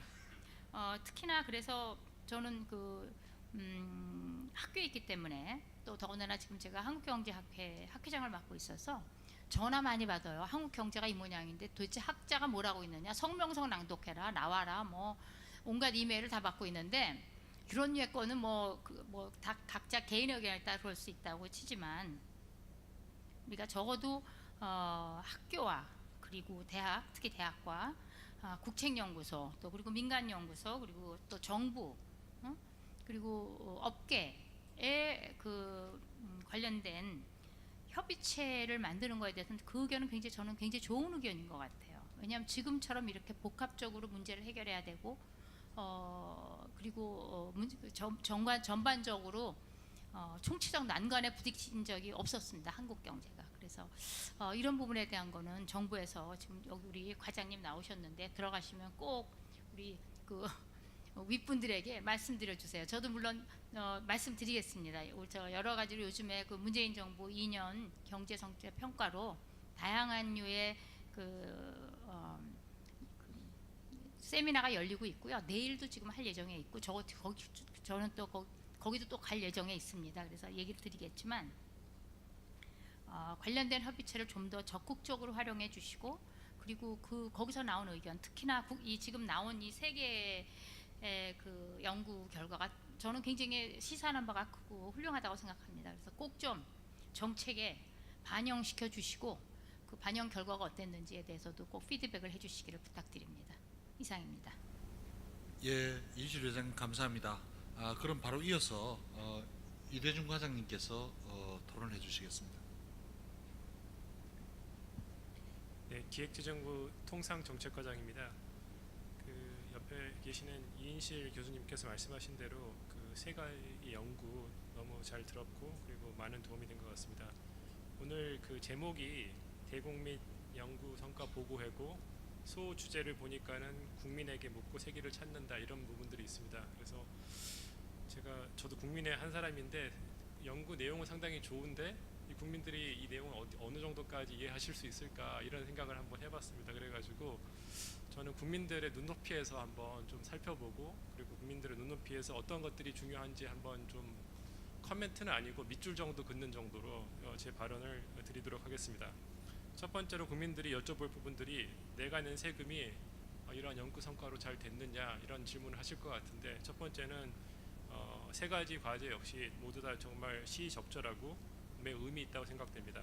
두 번째로서의 질문은 국책연구원의 연구 내용이 얼마나 정부 정책과 향후 정부 정책 과제와 일치하는지를 물어볼 수 있을 것 같은데 이 두 번째 질문에 대한 부분들도 저는 스마트 공장, 그 다음에 복지에 일하는 복지, 그 다음에 디지털 트레이드 부분들이 매우 지금 정부 정책에서도 매우 필요한 그런 과제라고 말씀드리겠습니다.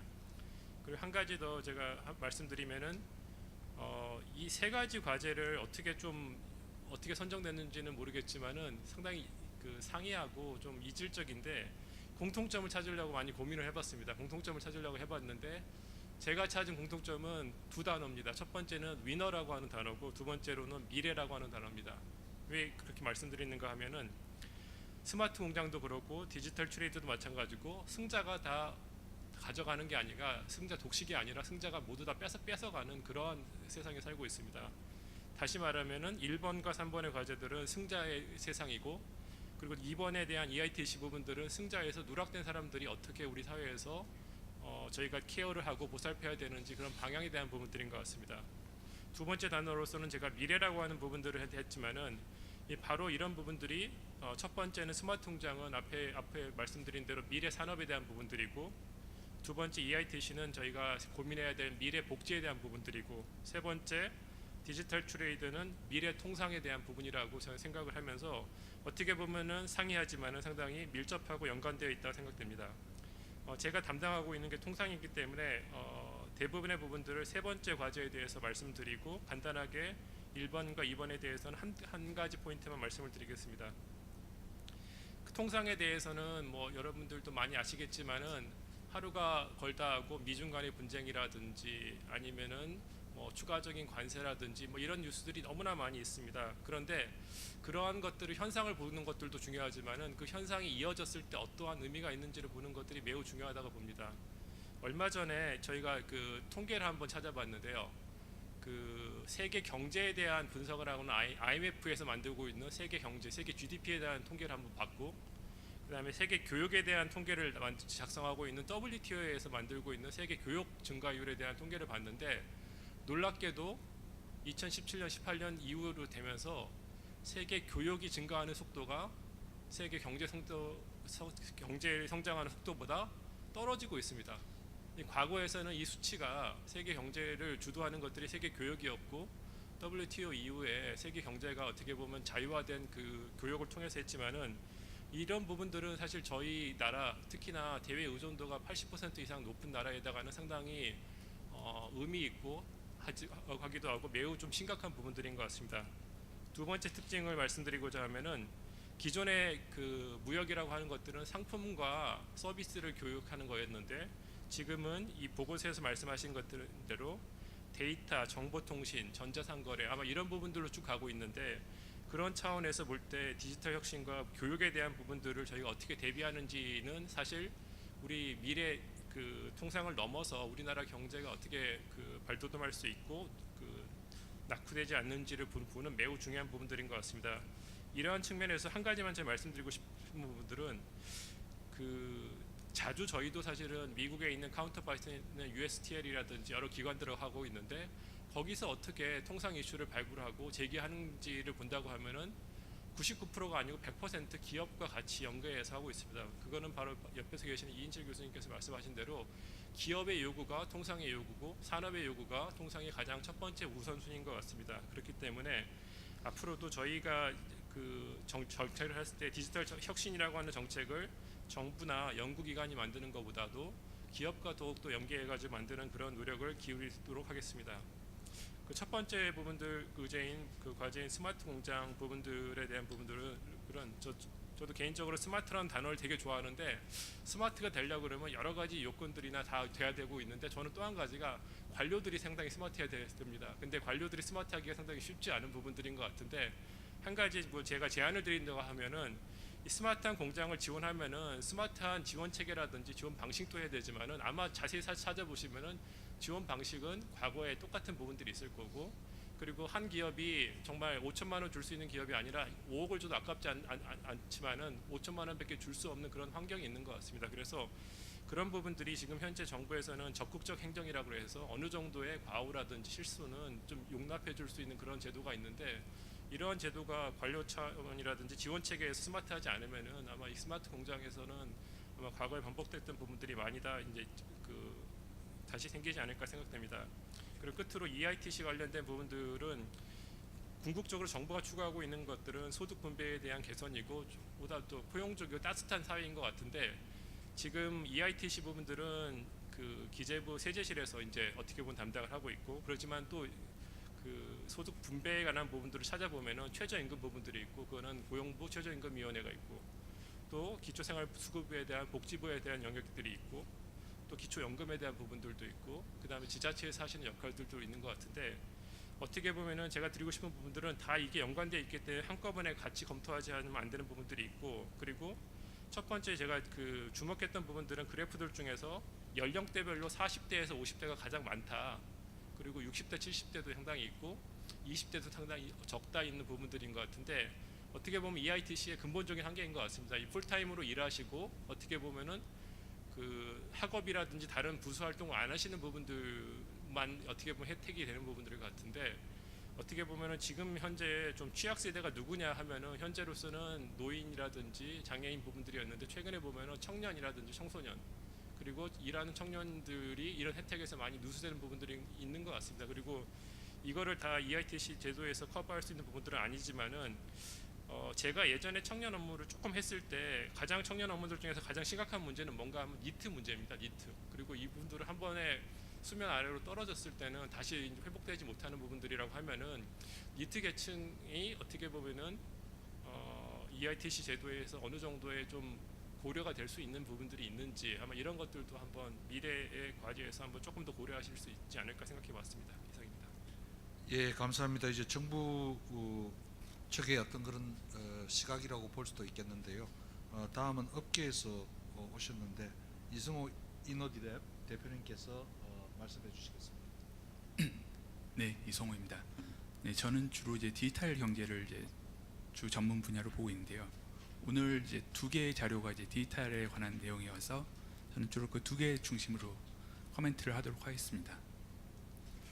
일단 오늘 그 두 개 과제를 보면서 가장 인상적이었던 거는 그러니까 최근 몇 년간 이제 4차 산업혁명이라는 게 굉장히 이슈가 되면서 지금까지 주로 이제 기술자들 관점에서만 그 4차 산업혁명을 각종 뭐 AI니 빅데이터니 드론이니 그런 기술 중심으로만 바라보는 측면들이 있었는데 오늘은 이 그 두 개 과제의 경우는 굉장히 경제학자 또는 사회과학자의 관점에서 그 현상을 바라보고 단순히 보는 걸 넘어서서 실증 분석까지 하면서 굉장히 좀 자세한 측면을 봤다는 게 중요한 것 같은데요.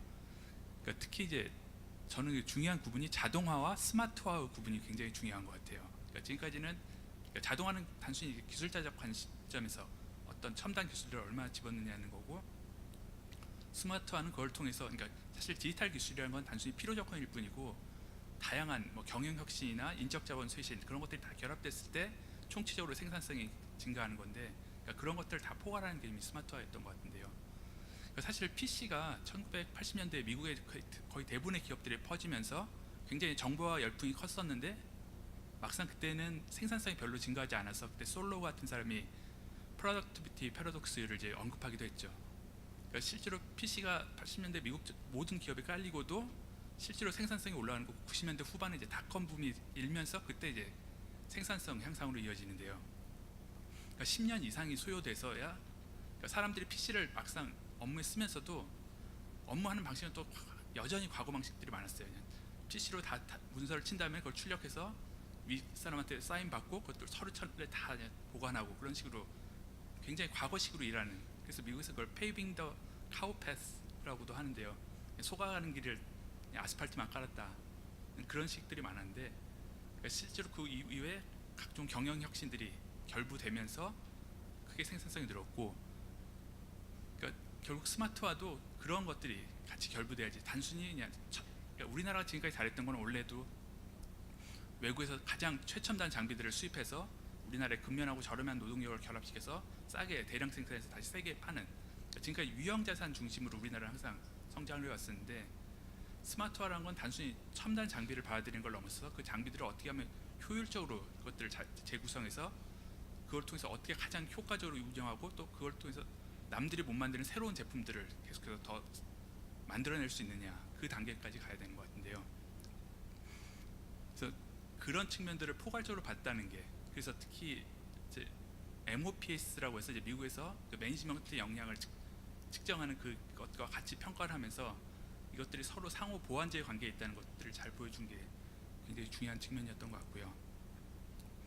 그래서 또 그 최 박사님 그 분석에서도 보면은 그 디지털 역량을 크게 한 세 가지로 보셨던 것 같은데요. 그러니까 특허 측면, 첨단 설비, 그러니까 로봇 도입 측면, 그다음 실제로 빅데이터 활용 측면 보니까 우리나라 로봇은 세계에서 제일 많이 받아들이는데 실제로 그걸 가지고 거기서 나온 데이터를 분석해서 어떻게 하면 더 효율적으로 작동할지 하는 또 빅데이터 활용 능력은 또 최하로 떨어지기도 하고 또 특허도 사실은 서울대 이주영 교수도 좀 비슷한 연구를 했었는데요. 그러니까 우리나라가 하드웨어, IT 하드웨어로 보면 세계에서 3위 정도, 2, 3위 정도를 하고 있고요. 근데 소프트웨어로 그러니까 빅데이터나 그런 소프트한 측면으로 가면은 굉장히 중국, 인도한테도 밀릴 정도로 세계 한 10위 정도 수준으로 떨어지는 게 보이고 있고 사실 그런 것들을 어떻게 지금까지 하드웨어나 그런 유형자산에서 굉장히 잘했던 것들을 이제는 어떻게 보면 보다 더 소프트한 측면까지 확장을 할 수 있느냐 거기서 이제 그 포인트가 잡히는 것 같고요. 그래서 이 이슈가 결국 또 가다 보면 또 하나 이제 이어지는 게 사실 우리나라의 삼성전자나 포스코 같은 경우는 스마트 팩토리나 그런 기술들을 굉장히 잘 운영을 한 사례에 속합니다. 그러니까 장비들은 다 해외에서 수입하지만은 사실 그 장비 하나하나들은 그러니까 반도체를 생산하려면 수백 개의 장비들이 동원돼서 그게 하나의 반도체라는 제품으로 나오게 되는데 그 전체를 통합해서 엮는 역량은 그러니까 삼성전자라는 기업이 세계에서 제일 그걸 잘 해냈고 그러니까 삼성전자는 그걸 하기 위해서 과거부터도 그러니까 ERP라고 하는 그런 소프트웨어에도 굉장히 돈을 투자를 많이 했지만은 또 한편으로 식스시그마나 뭐 그런 식으로 해서 그것들을 효과적으로 운영하는 그런 관리 능력에도 굉장히 투자를 많이 했었거든요. 그래서 장비 하나하나는 다 해외에서 사오지만은 그걸 가지고 생산하는 능력만큼은 전 세계에서 가장 앞서 있어서 오히려 거꾸로 이제 장비 업체들을 다음 단계의 반도체에서 이러한 장비들이 필요하다 하면서 오히려 선도해 줄 수 있는 수준까지 올라왔는데 그러니까 대기업들은 어느 정도 그런 그러니까 단순히 설비 투자만 최첨단 기술만 산 게 아니라 그런 것들 운영할 수 있는 인적 역량까지 같이 키워가지고 굉장히 세계적인 선도 기업으로 가는 반면에 우리나라 대다수 중소기업들은 사실 그런 뭐 자본력이 부족하다 보니까 그런 장비를 싸지도 못하지만은 기본적으로 그걸 운영할 역량이 안 되는 게 가장 큰 문제인 것 같고요. 그리고 특히나 우리나라는 그러니까 고등학교, 대학교 때까지 그러니까 취업 전까지 교육은 세계에서 가장 많은 교육을 시키는 나라지만 취업 후에는 거의 이제 인적 자본의 투자가 가장 적은 나라 중에 하나여서 그러니까 오전에도 이제 무형자산 얘기가 잠시 나왔는데요. 그러니까 무형자산이 크게 보통 정보자산, 지적자산, 조직자산 그렇게 보는데 그러니까 우리나라는 R&D 하나만큼은 세계 최고인데 정보자산 한 중간 정도 되고요. 인적자산에 대한 투자가 세계에서 거의 OECD에서 거의 꼴등 수준에 있어가지고 그러니까 사실 중소기업들은 그런 첨단 설비를 줘봤자 그것들은 굉장히 유연하게 작동을 시키기 위해서는 그러니까 데이터 사이언티스트들도 필요하고 공적 전문가들도 필요하고 그런 좀 고기술 꼭 고기술이 아니라도 생산직이라도 보다 더 유연한 스킬을 가진 사람들이 많이 필요한데 그러니까 그런 사람들을 같이 키워내는 거 없이 단순히 장비 사는 돈만 줘가지고는 그러니까 아까도 보면은 어떤 기업에서는 굉장히 효과가 있게 나오지만 어떤 기업에서는 효과가 없게 나오는 게 인적 자산이라는 그 보완제가 갖춰져 있느냐 없느냐가 중요한 건데 그러니까 이런 것들이 좀 종합적으로 좀 제공이 돼야 될 필요가 있는 것 같고요. 지금처럼 따로따로 기술 제공 프로그램 따로 인적 자산 프로그램 따로 하는 거는 문제가 있는 것 같고 특히 중소기업들은 가장 힘든 게 그 사람들이 공부할 새로운 기술을 배울 시간을 내는 게 제일 힘들기 때문에 그 사람들이 시간을 빠졌을 때 대한 거에 대한 임금의 보상 같은 게 좀 같이 들어가지 않고는 그러니까 싱가포르 같은 나라가 그걸 같이 해주기 때문에 그런 부분들이 좀 잘 작동을 한다고 하는데요. 그런 것까지 같이 설계되는 프로그램이 좀 같이 마련돼야 되지 않나. 그런 면에서는 또 사회 안전망이나 그런 것들이 결국은 다 같이 엮여 있는 문제라고 생각이 됩니다. 네, 이상입니다. 예, 감사합니다. 많이 기다리셨는데 이철인 교수님. 예. 귀중한 토론 기회 주셔서 감사합니다. 분업 차원에서 저는 전병목 조세재정연구원 선임연구원께서 발표해 주신 EITC 역할의 재정립을 위한 개편 방안 여기 국한해 가지고 좀 짧게만 토론드리겠습니다.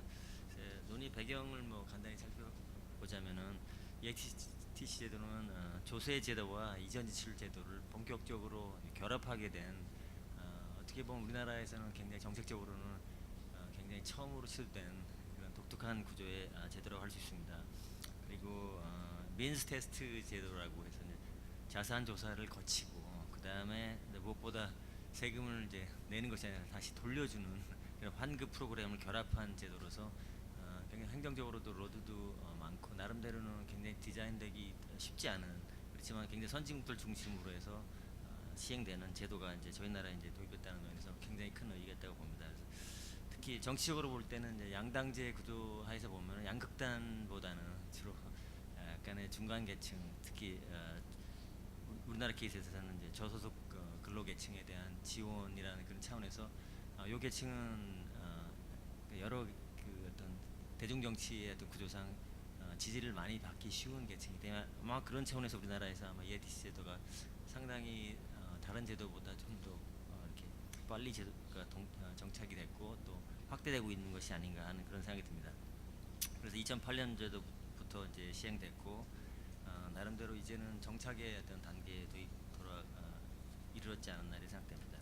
그래서 우리나라의 성과 간단하게 몇 가지만 말씀드리자면은 제가 봤을 때도 노동시장 참여가 분명히 어느 정도 진작되는 것은 사실이다. 그리고 이게 꼭 좋다고 얘기할지는 잘 모르겠습니다만 직업 보유 개수가 저소득층들에서 늘어나고 있는 것을 저도 확인한 적이 있습니다. 즉 아마도 파타임 증가 같은 것을 하고 있는 것이 아닌가. 즉 기본적인 그 오전에 근무하고 그다음에 밤에도 또 근무한다든지 뭐 이런 식으로서 파타임 증가가 아마 EITC 제도가 더 이렇게 근로의 어떤 증가를 일으키는 그런 방식이 하나로 이용된 것이 아닌가 이렇게 생각해 보고 있습니다.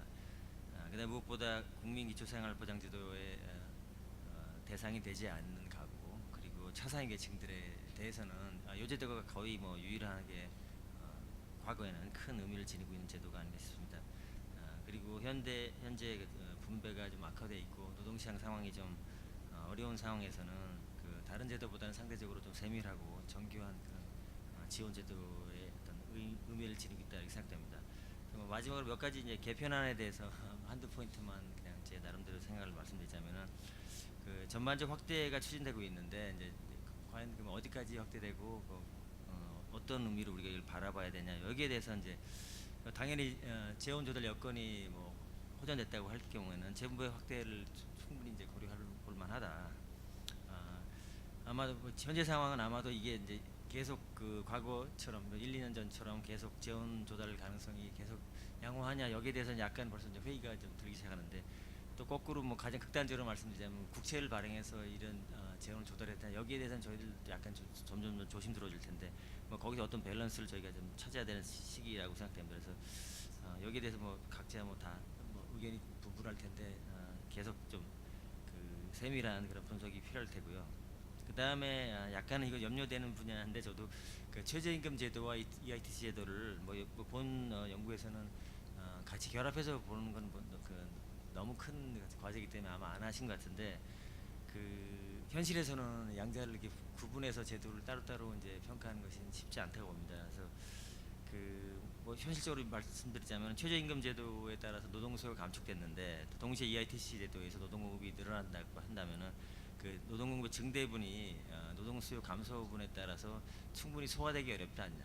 그래서 아마도 그 어떤 저소득층 계층들에서는 어느 정도 운에 따라서 노동 기회가 주어지는 그런 경향도 있고 그래서 상당히 불확실성을 느끼기 쉽고 그 다음에 노동 공급이 이루어졌다고 할지라도 노동 공급의 수준 자체는 상당히 좀 높은 수준이 되기 어렵다고 봅니다. 그래서 이런 특성이 아마 우리나라의 어떤 노동시장 환경상에서 나타난 저소득 근로자의 어떤 특징이 아닌가 싶습니다. 그래서 그 이런 조건과 무관하게 어떤 미국이나 선진국들에 나타난 EITC의 점증, 평탄, 점강 구조의 어떤 설정과 동일하게 볼 것이 아니라 이런 우리나라의 특징을 봐서 아무래도 EITC 제도의 확대라든지 그다음에 그때 상황에 맞는 제도의 디자인을 할 때 고려되어야 할 것 같은데 이제 물론 이제 문제는 이제 최저임금 제도의 어떤 여러 가지 특성 같은 걸 저희가 좀 더 시장 친화적이라든지 아니면 정책 그 목표에 맞게 뭐 적절한 수준의 조정이 이제 필요하는 게 먼저 이루어질 것 같지만 뭐 그게 쉽지 않다면은 EITC 제도와 이제 결합시킬 때 나름대로 제도의 파라미터들을 테크니컬리 조정해야 되지 않나 이런 생각은 뭐 누구나 할 수 있는 얘기 아닌가 싶습니다. 그다음 마지막으로 그 EITC 제도의 장래를 좀 고려해 보면은 그 타깃 그룹이 뭔지에 관해서 물론 전명목 박사님께서도 그룹을 굉장히 좁혀 놓으신 건 사실이지만 그래도 장래를 생각하자면 EITC 제도가 이제 계속 우리나라의 근로복지의 중심 축으로 이제 자리 잡으려고 한다면은 타깃 그룹을 확실하게 하고 그 다음에 나머지 그룹들은 보조적으로 같이 이렇게 존재해서 EITC의 특징을 이렇게 계속 구현해 나가는 것이 필요하다고 생각되는데 그래서 단지 이제 외국 제도를 그냥 카피한다는 차원을 떠나서 우리 특성에 좀 많이 맞게 해야 한다는 측면에서 아무래도 가급적 그 다자녀 가구 중심으로 EITC 제도가 이게 어떤 큰 베이스를 형성하는 게 장래를 봐서 그래도 그 제도의 취약성 이런 걸 봤을 때 국가적 사회 시스템의 취약성 이런 걸 봤을 때 다자녀 가구 중심으로 다자녀 근로가구 저소득 근로층 중심으로 EITC 제도가 좀 많이 이렇게 정립되고 이러한 계층들을 위한 좀 보조가 좀 다른 계층에 비해서 조금 더 약간이라도 더 부각되는 그런 면이 이제 상징적으로라도 의미가 있지 않을까 이렇게 생각됩니다. 그래서 개인에 대한 지원도 우리나라에 포함된 것이 굉장히 특징적인데 이때 이제 제가 제도를 보다 보니까 규모의 경제를 고려해가지고 이제 점점 가구로 가면 조금씩 그 가구원이 많아질수록 좀 어떻게 보면 약간씩 이제 조정되고 줄여나가는 그런 면이 있는데 또 상대적으로 보면 그거는 또 이렇게 개인에 대해서 약간 우대하는 측면이기 때문에 가구 중심의 어떤 다자녀 가구 중심의 그런 제도와 약간은 또 이렇게 멀어진 측면도 있을 수 있지 않나 뭐 이런 것에 대해서 아마 정책 당국에서 고민을 많이 하고 있을 텐데 이런 것을 그냥 단순히 테크니컬한 것보다도 장기적 제도의 어떤 발전성 그다음에 근로복지 중심으로 간다면은 좀 더 생각해 볼 만한 그런 과제가 아닌가.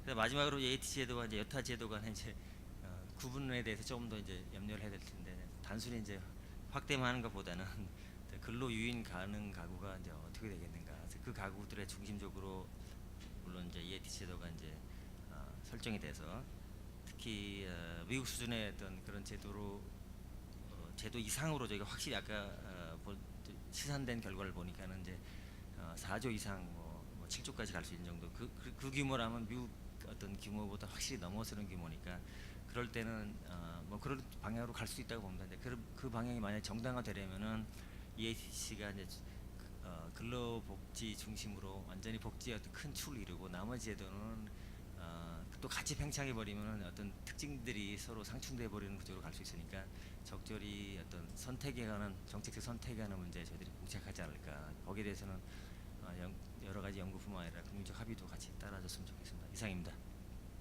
예, 교수님 감사합니다. 좋은 토론. 자, 이제 시간이 딱 정확하게 원래 계획된 시간이 되었습니다. 근데 우리가 사실 20분 늦게 시작했거든요. 오전에 밀려서. 그래서 한 5분 정도만 더 썼으면 하는데, 자, 혹시 플로우 중에 그 질문이 있으신 분, 뭐 한두 분 정도 아주 짧게 질문해 주셔야 되겠습니다. 소속하고 질문을 누구에게 하시는지 좀 말씀해 주시고 해주십시오. 저는 뭐 과장님한테 질문드리겠습니다. 오늘 어떤 분은 이 포맷이 좀 이상하다고 다른 좀 연결이 안 된다 그러는데 저는 너무 연결 잘 되는 부분이 제가 지금 드리고자 하는 말씀입니다. 그 스마트든 뭐 디지털이든 디지털 트랜스포메이션이든 그 직접적으로 나타나는 효과가 투명성입니다. 모든 거래들이 다 기록이 되고 스마트 공장이 잘 안 되는 이유는 우리 기업들은 세금 적게 내려고 그러는데 조달에서부터 모든 거래 조직 안에서뿐만 아니라 조직 바깥으로 나가는 모든 거래가 다 투명하게 노출되기 때문에 엄청난 세금을 내야 되기 때문에 그렇습니다. 그래서 저 과장님한테 제가 부탁드리고 싶은 거는 뭐 전보대에서 혹시 또 뭐 세제 좀 할지도 모르니까 스마트 공장 하는데 또는 뭐 스마트 디지털 포메이션 하는 데 있어가지고는 세금을 적어도 한 3년 문재인 정부에서는 스마트 올인한다. 그래서 세금을 절반으로 줄여준다. 다 법인세든 뭐든 그렇게 하면 우리나라 금방 4만 불 5만 불 될 수 있습니다. 네. 예, 감사합니다. 예, 한 분 더 받겠습니다. 예, 여성분. 예. 예, 반갑습니다. 저 부경대학에서 강의를 하고 있는 남은영입니다. 저는 오늘 가장 관심 있게 본 글 중에 하나가 최낙현 선생님의 지금 디지털 혁신에 관련한데요. 제가 뭐 사실은 코멘트할 건 아니고요. 제가 학위를 중국에서 받았는데 그 중국에 관련된 정보가 조금 틀린 것 같아서 오류 수정을 좀 부탁드리려고 오늘 플로어에서 말씀드렸습니다. 여기 제가 이 연구를 하신 아마 연구 마지막 연도가 2014년도까지밖에 자료가 수집되지 않은 관계로 중국이 디지털 혁신이 뒤지는 나라로 이제 48페이지를 보면 이제 혁신 수준이 상대적으로 낮은 국가라고 이렇게 표기가 되어 있는데요. 사실 지금 중국 같은 경우는 2018년을 기준으로 보면 지금 인공지능도 세계 1위고요. 지금 특허 출원수도 세계 1위고 거기에 대한 그 피인용 지수도 세계 1위고 투자 그리고 투자에 관한 모든 기업 투자 및 국가 투자도 미국을 이미 제치고 1위를 했습니다. 사실은 중국서 공부한 학자로서 굉장히 가슴 아픈 일인데요. 네, 그래서 사실 이거를 이인실 교수님의 말과 연결시켜 보면 중국은 지금 정부가 주도를 4차 산업을 하고 있거든요. 그리고 정부가 정말 그 컨트롤 타워 역할을 잘하고 있습니다.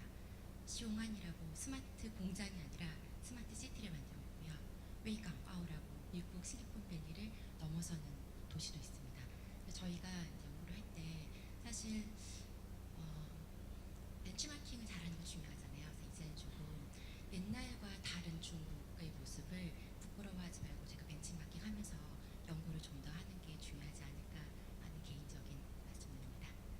예, 고맙습니다. 이제 더 드리기도 좀 어렵습니다. 좀 시간 때문에 좀 양해를 해주시고요.